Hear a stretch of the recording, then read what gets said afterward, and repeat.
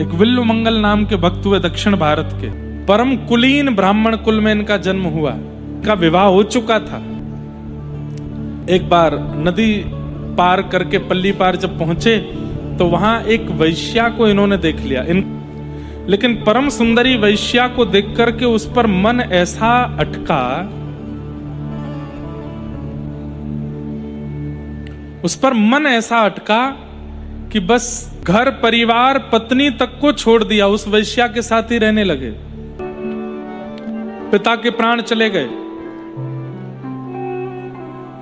लेकिन पत्नी इतनी पतिव्रता थी विल्लु मंगल जी की, पति ने त्याग कर दिया, वैश्या के साथ रहने लगे। इतने पर भी पत्नी ने उनका त्याग नहीं किया, विल्लु मंगल जी की प्रतीक्षा करती रहती है और विल्लु मंगल जी वहां उस वैश्या के साथ आनंद करते हैं। 1 वर्ष बाद पिता का श्राद्ध था। घर के लोगों ने पत्नी से कहा तुम जाओ विल्लु मंगल को ले आओ। पूरी दुनिया जानती है वो कहाँ है, नदी के उस पार वैश्या के साथ रहता है। नदी पार करके उस पार गई तो विल्लु मंगल जी नशे में धुत पड़े थे। तो वो वैश्या वो बाहर आई। हाँ जी, कौन हो आप? बोले जो साल भर से आपके साथ हैं वो मेरे पति हैं। वैश्या को लगा ये लड़ने आई होगी, झगड़ने आई होगी, लेकिन बड़े प्रेम से उनकी पत्नी कहती है मैं कोई और विक्षेप डालने नहीं आई हूँ, मैं बस इतना कहने आई हूँ उनके पिता का कल श्राद्ध है, मैं कहूंगी तो वो नहीं आएंगे और कोई कहेगा तो वो नहीं जाएंगे, पर वो आपसे बहुत प्रेम करते हैं, आप उनसे कह देना घर आ जाएं। वो वैश्या का हृदय जैसे मानो पिघल गया हो। इतना दुष्ट निकृष्ट सब कुछ करने वाला पति इसका, लेकिन ये अभी भी उसकी कितनी विचार करती है, कितनी अधीन है अपने पति के। विल्लु मंगल को जब होश आया तो वैश्या ने डांटते हुए कहा आज तुम्हारी पत्नी आई थी। विल्लु मंगल चिल्ला के बोले वो क्यों आई थी यहाँ पर? बोले तुम्हारे पिता का श्राद्ध है, बोलने आई थी कि चले जाना और तुम जाओगे कल अपने पिता का श्राद्ध करके आना। कितनी सुंदर बुद्धि वाली, कितने सुंदर स्वभाव वाली पत्नी है तुम्हारी, तुम उसको छोड़ के कैसे रह सकते हो यहाँ पे?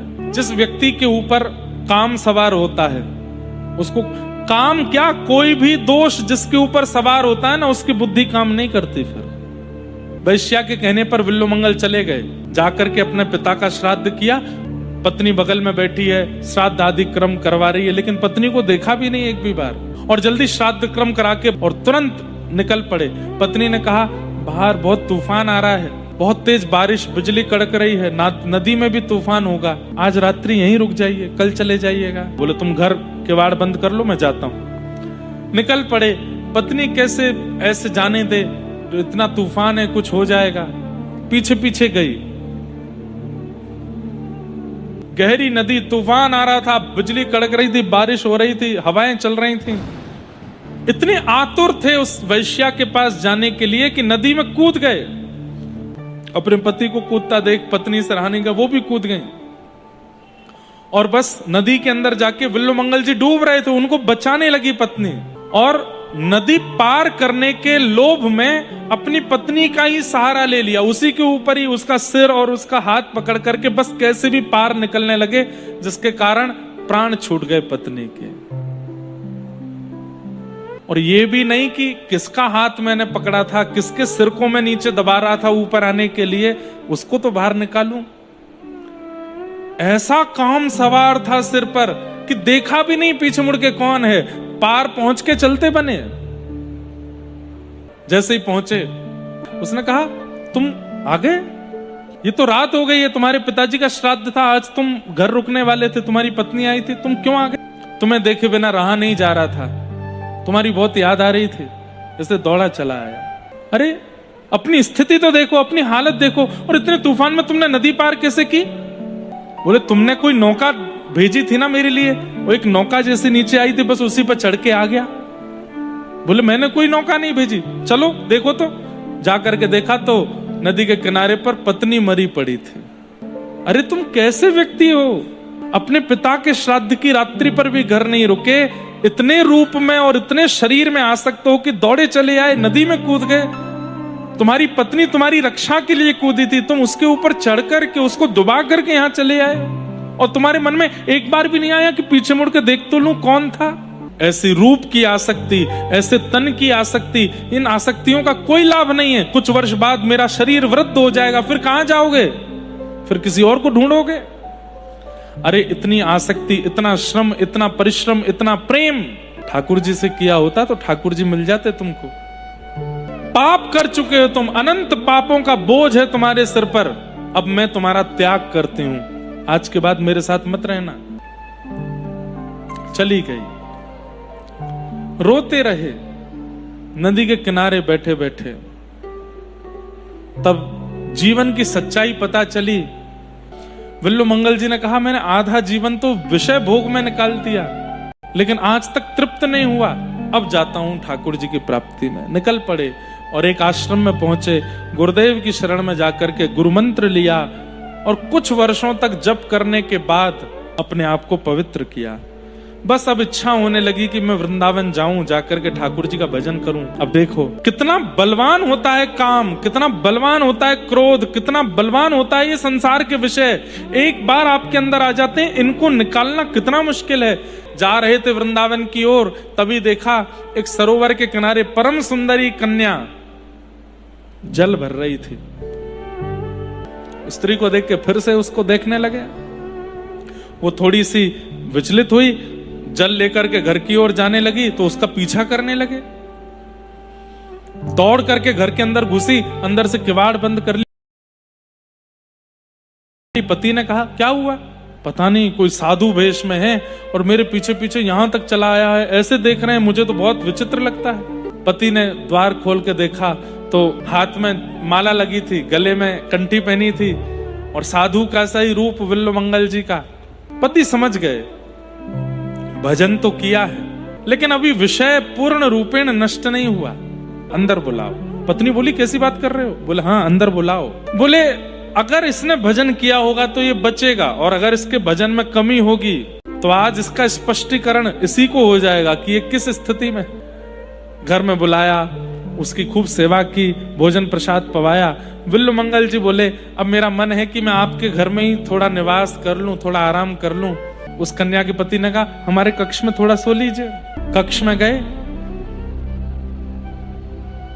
उस स्त्री से बोले, सुनो थोड़ा जल लेके आना। तो जैसे विल्लू मंगल जी के पास आई, विल्लू मंगल जी को आज उसका रूप देख करके देखते देखते मन में आया, तुरंत नेत्र बंद हो गए। नहीं विल्लू मंगल, तू एक बार अपना पतन कर चुका है, दोबारा नहीं। क्या करूं इन आंखों का, ये बार बार सुंदर रूप को देखने पर आसक्त हो जाती हैं। बोले, सुनो मेरी सेवा करोगी? बोले, हाँ।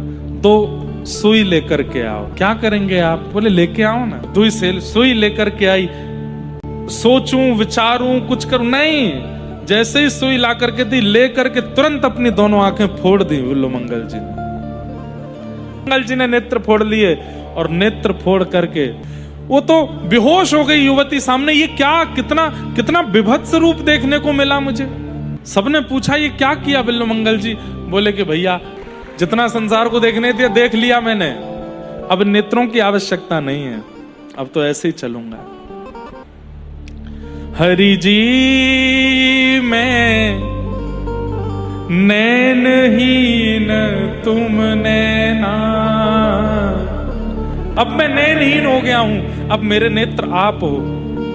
हे नाथ, बाह पकड़ के थाम उंगरिया, जोन डगरिया, ले चालो तुम जाने। हरि जी मैं नैनहीन तुम नैना। वृंदावन पहुंच गए और वृंदावन जाकर के कदम्ब की छैया, यमुना जी का स्पर्श, रज का स्पर्श। अब नेत्र नहीं है, केवल तन से स्पर्श करके अनुभव कर रहे हैं उस भाव का। और करते करते एक दिन स्थिति आई, एक स्पर्श हुआ अंग को, जिस स्पर्श से संपूर्ण अंग पुलकित हो गया। स्पर्श करके बोले, कौन हो? तो मानो बोलने लगे, अरे मैं यहीं ब्रज को एक बाबा हूं।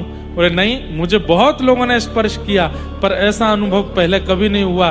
तुरंत विल्लू मंगल जी ने पकड़ लिया। बोले, कौन हो? तुम्हारा स्पर्श मुझे अत्यंत प्रेम, अत्यंत भाव में विभोर कर रहा है, जल्दी बताओ तुम कौन हो। इतने में ही त्रिभंग लली श्याम सुंदर प्रकट हो गए। विल्लू मंगल, मैं हूं जिसको देखने के लिए तुम तरस रहे हो। हे नाथ, अब देरी मत करो, नेत्र प्रकट कर दो। ठाकुर जी ने तुरंत नेत्रों पर हाथ रखे, फूटे हुए चक्षु विल्वमंगल जी के प्रकट हो गए और त्रिभंग लली श्याम सुंदर के मनोहर मधुर रूप का दर्शन उन्होंने कर लिया। और जब ठाकुर जी के रूप को देखा, अब ठाकुर जी ने कहा, विल्वमंगल, अब दुनिया की सुंदर से सुंदर वस्तु तुम्हारे सामने आवे, जाओ उसमें आसक्त हो जाना। विल्वमंगल जी बोले, नहीं हो पाऊंगा। क्यों? इतने सुंदर दृश्य को देखने के बाद, इतने सुंदर रूप को देखने के बाद अब संसार की हर वस्तु फीकी लग रही है नाथ, आपसे सुंदर कोई नहीं है। तब